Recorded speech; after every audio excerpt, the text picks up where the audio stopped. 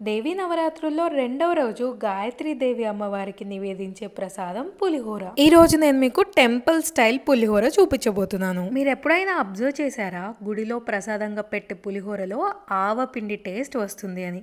అద్భుతంగా ఉంటుంది.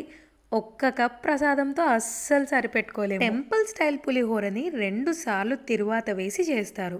వీడియోని చివరి దాకా చూడండి, రెసిపీ పర్ఫెక్ట్గా వస్తుంది. ఇలా వండి పెట్టుకున్న అన్నంలో 1 టేబుల్ స్పూన్ పసుపు, 1 టేబుల్ స్పూన్ వేరుశనగ నూనె, 1 టేబుల్ స్పూన్ ఉప్పు, 2 పచ్చిమిరపకాయ చీలికలు, అలాగే కొంచెం కరివేపాకు వేసి కలుపుకొని పక్కన పెట్టేసుకోండి. ఇప్పుడు చెప్పే చాలా ఇంపార్టెంట్ స్టెప్, మిక్సీ జార్లోకి 1 టేబుల్ స్పూన్ ఆవాలు, కాస్త అల్లం, 1 ఎండు మిరపకాయ, చిటికెడు ఉప్పు వేసి మిక్సీ పట్టేసి పక్కన పెట్టేసుకోండి. నెక్స్ట్ ప్యాన్ పెట్టేసుకోండి. మొదటి తిరువాత వేసుకుందాం. 1 టేబుల్ స్పూన్ వేరుశనగ నూనె, 1 టేబుల్ స్పూన్ ఆవాలు.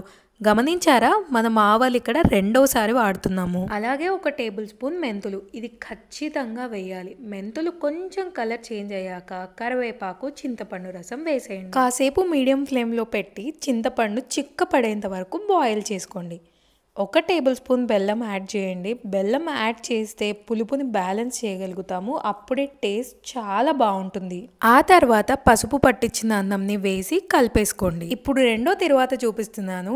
మన రెసిపీకి మొత్తం ఇదే హీరో. 2 టేబుల్ స్పూన్ల వేరుశనగ నూనె, 1 టేబుల్ స్పూన్ ఆవాలు, చిటికెడు ఇంగువ, ముందు మిక్సీ పట్టించుకొని పెట్టుకున్న ఆవపిండి, 2 టేబుల్ స్పూన్ పల్లీలు, 2 టేబుల్ స్పూన్ శనగపప్పు, మినపప్పు కలిపి తీసుకోండి.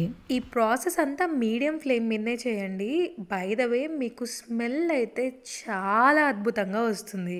ఇంకా లాస్ట్ స్టెప్, మనం ముందు తిరువాత వేసి పెట్టుకున్న అన్నం ఉంది కదా, దానిలోకి ఈ రెండవసారి వేసుకున్న తిరువాతని వేసి కలిపేయండి. అంతే అండి, ఎంతో టేస్టీగా ఉండే ఈ టెంపుల్ పులిహోరని ఇంట్లోనే ఇలా ఈజీగా తయారు చేసేసుకోవచ్చు. మీరు ట్రై చేసి ఎలా వచ్చిందో కామెంట్ సెక్షన్లో అయితే నాకు ఖచ్చితంగా చెప్పండి.